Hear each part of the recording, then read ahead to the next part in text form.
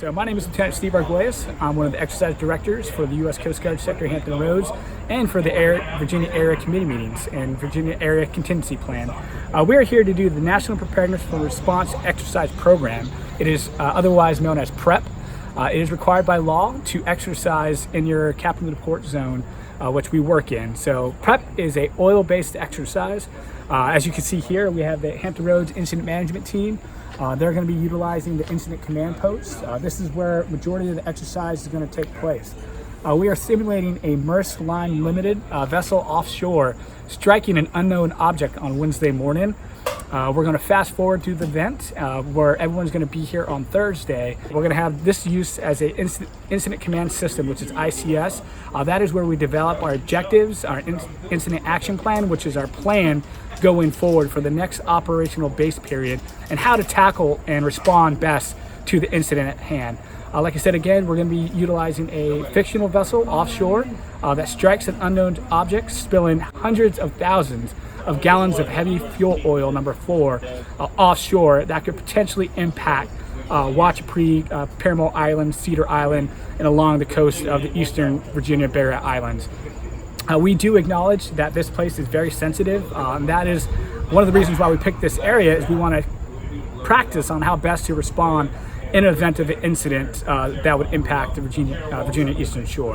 We will have roughly over 100 people participating on Thursday here at the Virginia Eastern Shore Community College, running through the objectives and how to best tackle the incident. This isn't just a Coast Guard led incident. We're going to have Virginia Department of Environmental Quality, Virginia Department of Emergency Management, the U.S. Coast Guard. We're going to have Verizon. Like I said, again, we have the Hampton Roads Incident Management Team. We're going to have the MERTs. And we're going to have several other agencies that, I can keep talking about all of them. And I know I left out a couple of them, but they're all going to be here, which is going to be great. So starting on Tuesday, we're going to have an open house, which is going to be almost like a science fair kind of agenda, where we're going to have all these agencies, representatives going through their roles and responsibilities for the week. That's open up to the public. It's running from, I believe, 10 to 2.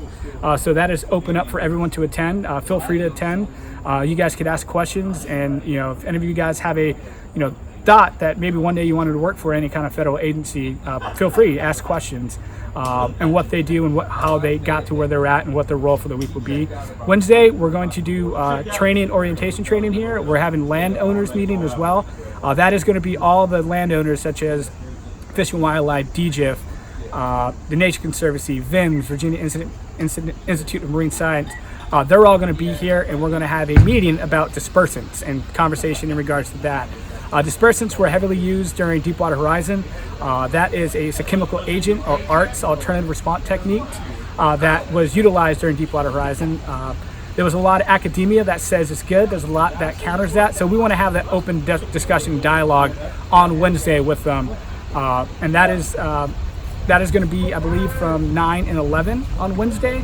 And then Thursday, starting at 0800, we're going to kick off the event. That's going to run all the way to 1600, which is 4 o'clock in the afternoon. And then Friday, we're actually going to have boom deployed down in Wachapreague, utilizing HEPACO. It's a oil response organization, OSRO. They're going to be utilizing boats and actually deploying boom on how to best combat oil if it was to impact the inlets. And that is it. It's going to go all week. If you have any questions, you can feel free to ask anyone in blue. They'll definitely help you out.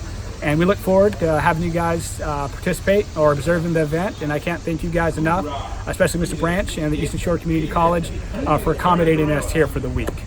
Thank you very much.